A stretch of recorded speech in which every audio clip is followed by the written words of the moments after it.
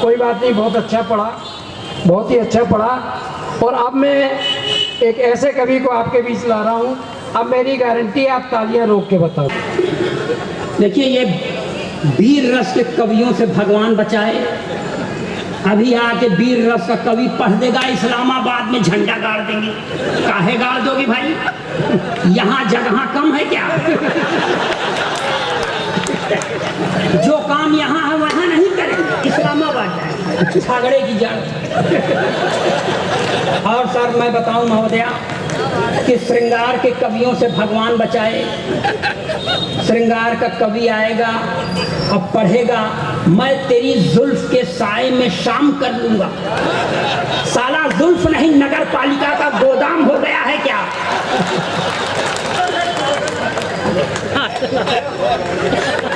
आप लोग बस ऐसे मन बनाइएगा, मैं देश का अकेला लाडला कवि हूं जो विवाहित हूं,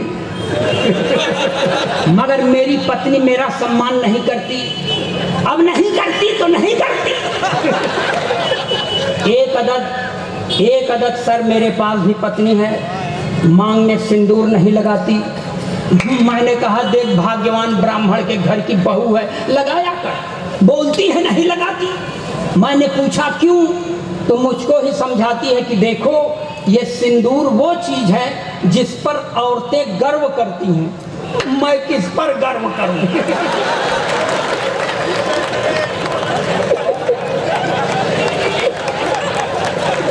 ताली बजाइए।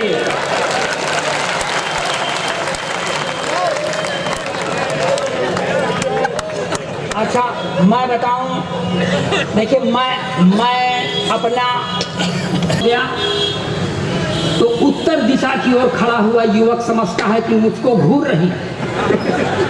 मैंने उससे कहा देख भाग्यवान, जब मैं तुझे पहली बार देखने गया तो नगर पालिका की इस हेडलाइट की तरह तेरी एक ट्यूबलाइट काम नहीं कर रही थी। मैंने फिर भी तुझसे शादी कर लिया, इसलिए मुझ पर नाज कर। तुम मुझको धिक्कारते हुए कहती है कि इस हुनर में तुम औरतों से बहुत पीछे हो। अध्यात्म गवाह है भारत का कि एक जन्मांध पति का साथ देने के लिए एक सुनैना सुंदर युवती ने अपने दोनों आंखों पर पट्टी। वाह, तो मेरा साथ देना चाहता है तो अपनी एक आंख फोड़ ले। मैंने कहा एक आंख नहीं फोड़ूंगा चाहे जो कुछ हो जाए। तो उसने भी कह दिया मैं भी मांग में सिंदूर नहीं लगाऊंगी चाहे जो कुछ हो जाए। नहीं पढ़नी चाहिए। 5-6 बार हरा चुके हैं उसको युद्ध में। और चीन को भी मैं आपको बताऊं, जो मैंने प्रचार माध्यमों पर, समाचार माध्यमों पर देखा है कि एक 6 फीट के भारतीय सरदार सिपाही ने छाती के धक्के से 3-3 चीनी फौजियों को लाइन ऑफ कंट्रोल से पीछे खदेड़ दिया था। वाह, हम उस देश के निवासी हैं।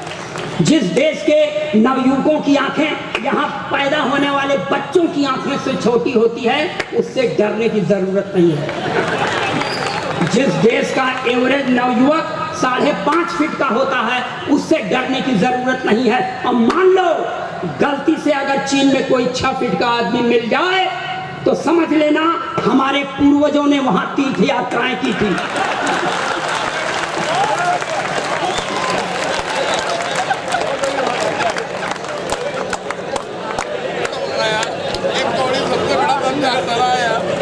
अब देखिए मैं पत्नी का सताया हुआ हूँ। ऐसा नहीं है कि मैं अपने प्रधानमंत्री से प्रभावित नहीं हूँ। प्रधानमंत्री का नारा है बेटी बचाओ बेटी पढ़ाओ, मगर पत्नी छोड़ दो। हाँ, दूसरे की औलाद है, छोड़ दे।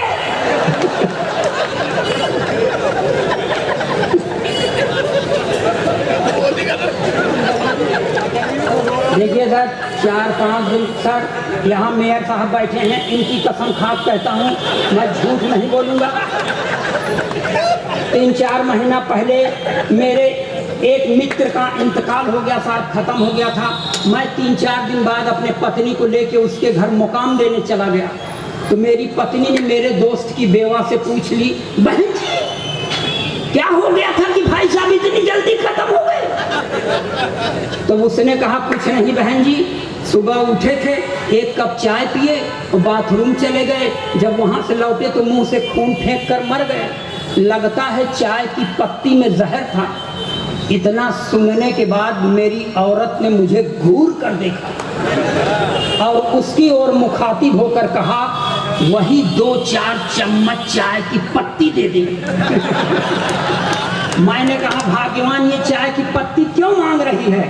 उसने कहा, चुप रहो, ये महिलाओं के बीच का मामला है। आज इनके ऊपर विपत्ति पड़ी है, मैं आई हूं कल।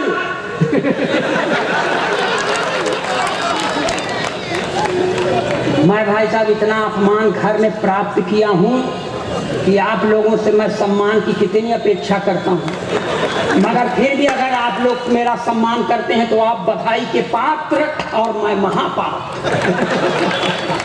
यहाँ से 4 पंक्तियां पढ़ता हूँ। आज 4-5 दिन से सोया नहीं हूँ, इसलिए पढ़ता हूँ। मेरी अच्छी पंक्तियों पर मुझे दाद देना, फिर मैं कुख्यात हूँ जिस फन के लिए वो भी दिखाता हूँ आपको। कि कभी सर्दी, कभी बारिश, कभी दोपहर से गुजरे, कभी सर्दी, कभी बारिश, कभी दोपहर से गुजरे, नहीं मालूम है हमको कहाँ किस पहर से गुजरे। अपने जीवन के रंजों गम दबा कर अपने सीने में, अपने जीवन के रंजों गम दबा कर अपने सीने में, लुटाया प्यार ही हमने जहाँ जिस शहर से गुजरे।